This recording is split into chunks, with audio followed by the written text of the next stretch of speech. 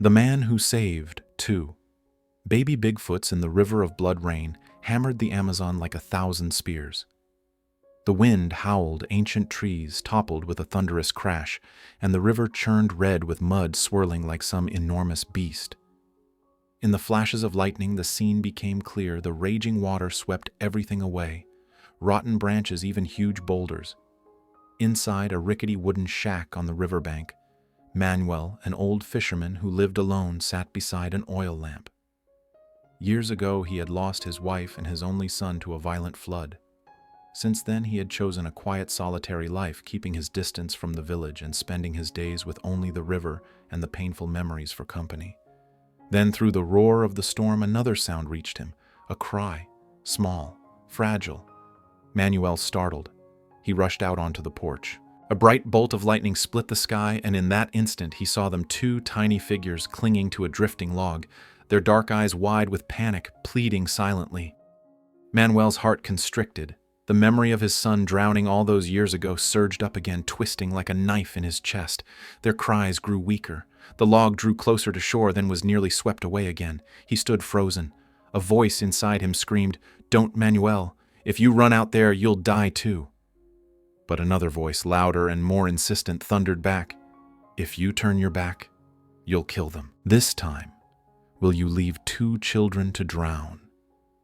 If you were standing on Manuel's porch during this storm, watching 2 strange lives call out for help in the flood, what would you do? Would you shut the door to protect your own life, or would you plunge into the furious water and try to change their fate? Manuel, the old fisherman who lived along the Amazon, had spent more than half his life in solitude.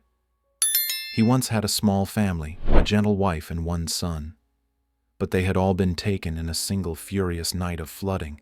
The image of his son, struggling in the whirlpool, eyes pleading before disappearing, had become an obsession imprinted on his mind so deeply that no night brought respite. Since then, Manuel left the village and built a shabby shack by the river's edge. He lived apart, his only companions an old net and the reddish river, as if punishing himself for failing to save his child. His heart had shut down. He no longer believed anything could warm it again. Tonight, the fiercest storm in years had come upon him. The wind wailed, thunder rolled, and the rain seemed intent on erasing the whole forest. Manuel sat alone, thinking he would wait out the storm in silence, as he had done so many rainy seasons before. He did not expect that fate would choose tonight to knock on his life's door once more. And this knock was not made by a human hand. It was the cry of 2 fragile beings trapped in the flood. Part 1. Life or Death Decision. Manuel stood frozen on the porch of his shack. Before his eyes, in the middle of the raging flood, 2 tiny beings clung desperately to a drifting log. Their round black eyes widened in the lightning's glare, filled with sheer despair. From their throats rose cries so pitiful, half sobs, half wails for salvation, piercing through the roar of storm and thunder. His heart felt torn in 2. In his head, a scream from years past, erupted the voice of his son, the small hands thrashing in the flood, the broken cry of father before vanishing forever. That memory had shackled Manuel in silence for decades, and now the nightmare returned, as if the river itself had come to test him once more. A cold voice hissed inside his mind, "Don't go, Manuel. You're too old. The waters will rip you apart, bury you in mud. Leave them. Don't be a fool." But from deep within his chest, another voice thundered, raw and unrelenting like the river itself.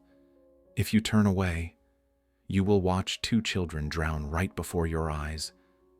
Can you endure that again? Will you carry that weight one more time?" The struggle inside him tightened like a noose around his soul. Outside, the logs spun wildly, drifting farther with the torrent. The cries of the little creatures grew weaker, fading towards silence. Manuel clenched his teeth. He flung the oil lamp to the floor, seized the old mooring rope long forgotten in the corner. His gnarled fingers trembled, but tied one end to the porch post with iron resolve. He hurled the rope. One of the children grasped it, clutching the line with hairy fingers as if clinging to life itself. But the other slipped from the log, flailing helplessly in the whirlpool. No. Manuel roared his cry, swallowed by thunder. Without another thought, he dove into the flood. The current seized him, spinning him like a scrap of debris. The water bit with icy knives, mud, and silt smothered him, dragging him toward the depths. Yet through the chaos, he glimpsed the small arm thrashing in the dark water. He surged forward, clutching the fragile body against his chest. With his free hand, he caught the taut rope, straining to the point of snapping. His body was shattered lungs, burning strength ebbing. But Manuel would not let go. He pulled with every shred of life left in him, pulled with all the years of regret, with all the pain that had consumed him. At last, he collapsed on the muddy bank. All three tumbled in a heap, drenched, gasping for breath. The two small creatures curled together, trembling, their harsh breaths rattling as their eyes fluttered shut. Manuel lay on his back chest, heaving, each breath dragged from the depths of his being. He knew he had once again wrested life from the claws of the flood. But unlike before this time, he had not lost, he had saved. Sometimes on the knife's edge between life and death, there is no time for calculation. Only a single choice remains: to seal your heart shut, or to hurl yourself into the furious waters with everything left inside you. Part 2. Fire in the shack. Manuel nearly collapsed the moment he dragged all three bodies onto the muddy bank. His chest heaved, breath ragged and broken. But the sight of the two small beings drenched, caked in mud, shivering violently, made him forget his exhaustion. They curled into each other, wheezing with raspy breaths, as though one more gust of wind might be enough to blow out their fragile lives. Gritting his teeth, Manuel forced himself upright. He carried them one by one into the ramshackle wooden shack. The door creaked shut, muting the howl of wind and the pounding rain. Inside it was cold and damp, the air heavy with mildew, but at least it was shelter. He tossed the last of his dry kindling into the stove. His trembling hands struck the flint. A spark flashed, then died. He tried again, then a third time. At last a scrap of cloth caught flame, the fire licked at the wood, and a weak blaze grew. Acrid smoke filled the air, mixing with the damp stench, but slowly the flicker of warmth began to chase away the dark. The two small creatures still huddled together, half-open eyes fixed on the fire as if it were something alien. Manuel pulled a threadbare blanket and wrapped it around them. The fabric soaked through instantly, but it gave them some shelter from the cold. He fed the fire with care, then rummaged in the rafters for a few strips of dried fish. The smell of roasting fish spread, cutting through the mildew. Manuel tore it into small pieces and held them out. At first, both shrank back, sniffing, cautiously suspicious.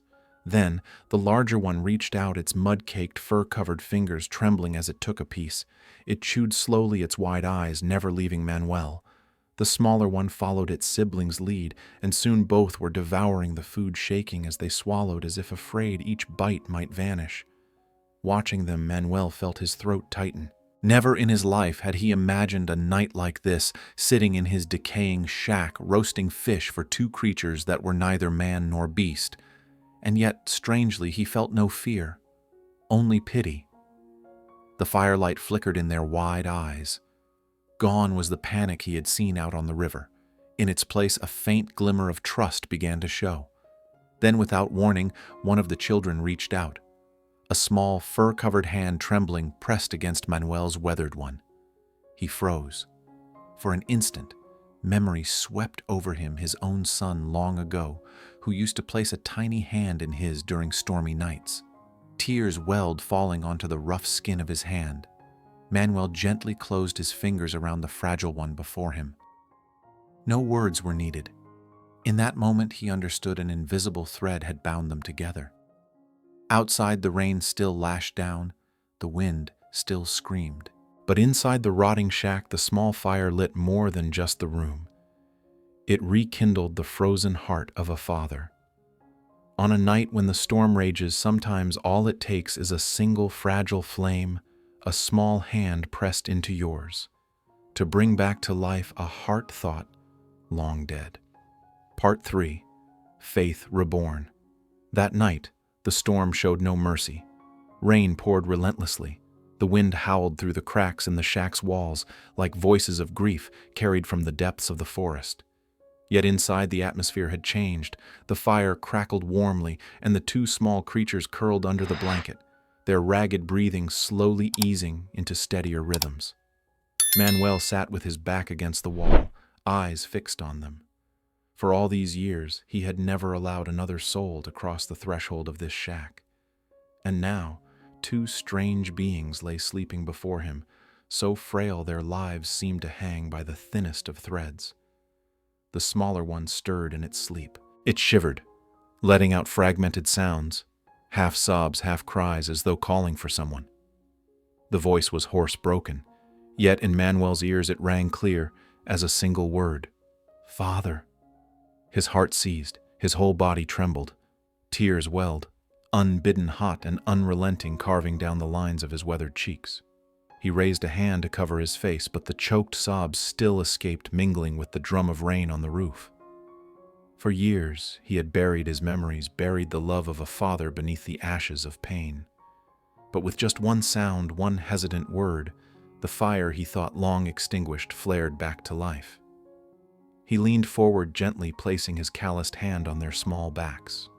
The gesture was clumsy, yet it was like a silent vow that he would protect them as he had once sworn to protect his son. The firelight flickered, casting the shadow of three forms upon the wooden wall, a gaunt old man and two small beings curled against him. A strange sight, and yet it carried a haunting familiarity, like a makeshift family pieced together from broken fragments.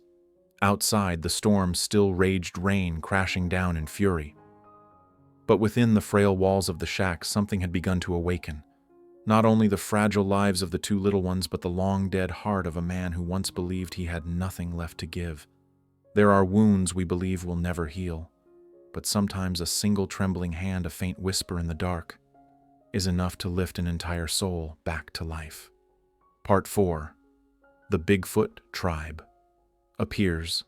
Dawn had not yet broken, but the storm had passed. Only the drip of water from the torn thatch roof and the endless roar of the Red River outside remained. The shack was drenched in dampness, the smell of smoke mingled with wet earth. Manuel had dozed briefly by the fire when a strange sound jolted him awake. It was not rain, nor the call of some forest animal. It was deeper, resonant, like drums echoing from the heart of the earth. He stepped onto the porch, and through the crimson mist lingering after the storm, great shapes began to emerge. At first, they were only blurred silhouettes, but with each step, they grew clearer, massive figures towering twice the height of a man, fur thick and coarse eyes, glowing yellow like ghostly lanterns in the fog, all fixed upon the shack. Manuel's heart seized his knees, nearly giving way. There was no doubt this was the Bigfoot tribe the legendary beings whispered of in the village. Inside, the two little ones he had saved awoke with a start. As if sensing the presence outside, they burst into frightened cries, scrambling from the blanket to cling desperately to his shirt. Their wails filled the tiny shack, rising to meet the deep growls outside until the air itself seemed to tremble with tension. Manuel shook, every muscle rigid. He knew one misstep would mean his death. Surely the tribe believed he had harmed their young. One giant form broke away and came forward. A female Bigfoot, her frame powerful, yet her eyes burning with unmistakable worry. She stopped at the threshold, uttering a low rumble, not a threat, but a call. Manuel stepped back. The little ones clutched him tighter, sobbing into his chest. For a moment he thought his life was over, but then the unexpected happened. The female bent down slowly, deliberately. She stretched out her great hands and set them gently upon Manuel's shoulders. Her breath fell hot and damp on his face, carrying the musk of the forest. Then she lowered her head further, pressing her brow against his. In that instant, all else fell silent. The river's roar, the wind's cry, gone. Only the heavy warmth of that touch remained solemn, sacred. Manuel froze. In her golden eyes he saw no hatred, only deep gratitude. He understood she knew. She knew it was he who had saved her children. The two little ones cried out, reaching for their mother. They did not want to let him go, yet they could not resist the pull of blood and bond. Trembling, Manuel pried their small furred fingers from his shirt. He looked into their dark eyes one last time, then gave a small, solemn nod. They scampered toward their mother. The whole tribe stood in silence, their glowing eyes fixed on Manuel. Not a word, not a growl yet. Their very presence told him from this day he carried a part of the forest's secret. Slowly the Bigfoot tribe faded back into the mist. The towering forms dissolved, leaving only rustling leaves and the red fog thinning in the pale light of dawn. Manuel stood alone on the porch, his heart heavy with both relief and ache. He had saved them, but also had to let them go. This time he had not lost everything. He had been given something back, though not to keep forever. Some encounters last but a moment, yet they change an entire lifetime. And sometimes the greatest act of love is knowing when to let go. Part 5. Silence by the Riverside. The Amazon returned to silence. The giant figures had vanished into the mist, leaving only the roar of the Red River and the distant cry of a lone bird. Manuel still stood on the porch, clothes soaked through his calloused hands, trembling as if unable to believe he had survived. The memory of that forehead pressed to his own lingered, not a gesture of hatred, but one of gratitude. He turned back inside. In the corner lay the damp blanket, still reeking of smoke and mud. By the fire, charred scraps of dried fish remained. All of it bore witness to the strange night just past, a night when his lonely shack had become a refuge for two lost beings. Slowly, Manuel walked to the riverbank. The waters still raged red, reflecting the pale shimmer of dawn. Yet now the river was no longer the thief that had taken everything from him, but a silent witness to a promise. In his palm rested a small ring woven of palm leaves. He could not recall exactly when he had received it, perhaps when he pried the child's tiny fingers from his shirt before they returned to their mother. Simple, fragile, certain to wither in the sun and rain. Yet to Manuel it weighed heavy, carrying the weight of gratitude, an invisible bond tying him to that hidden tribe. He lifted the ring, eyes blurred with tears. A whisper escaped his cracked lips, hoarse but full of feeling in the fiercest storm. Only compassion keeps a man alive. The words drifted into the mist, dissolving over the river. Manuel sat on a rock by the water's edge, gazing at the ripples in silence. For the first time in decades, he felt he was no longer completely alone. Not because he had found a family again, but because he knew that somewhere in the depths of the forest, two dark eyes still remembered him, and a hidden community had silently acknowledged him through a sacred gesture. His heart, old, scarred, broken, had been stitched back together with the thread of love. And as the dawn spread red light across the river, Manuel understood life still held space for hope, for faith, for rebirth. Sometimes silence is not the end, but a way for memory to endure. A hand let go may leave an echo that lasts a lifetime. The sun climbed higher. Clouds broke, golden light spilled across the rainforest and stretched over the raging river. Birds returned their chatter, tearing through the last remnants of the storm's gloom. Manuel sat alone by the riverbank, the palm leaf ring in his hand. Sunlight caught both the fragile weave and the lines of his weathered skin, a simple token, yet carrying the weight of a profound secret. He knew the encounter of last night would never come again, but it was enough to change the rest of his life. The void once filled with resentment and grief for his son's death was gone. In its place grew acceptance, and a new belief that love can cross all boundaries of species, and that sometimes the simplest miracle is a hand reaching out in the dark. He rose, eyes fixed on the forest where the Bigfoot tribe had vanished. For a fleeting moment, he thought he saw a small figure glance back. He smiled faintly, nodding a silent promise to the wilderness. In the fiercest storm, compassion is the only vessel that keeps a man afloat. And sometimes what you sow in the night will answer you at dawn. Birdsong spread far and wide, light spilled across the river. The story closed, leaving its echo an old man who found his lost heart again, and a love that reached beyond the border of species. If this story touched you, leave a comment with your city. Rate it from 0 to 10, and don't forget to subscribe to Bigfoot Tales for the next chapter.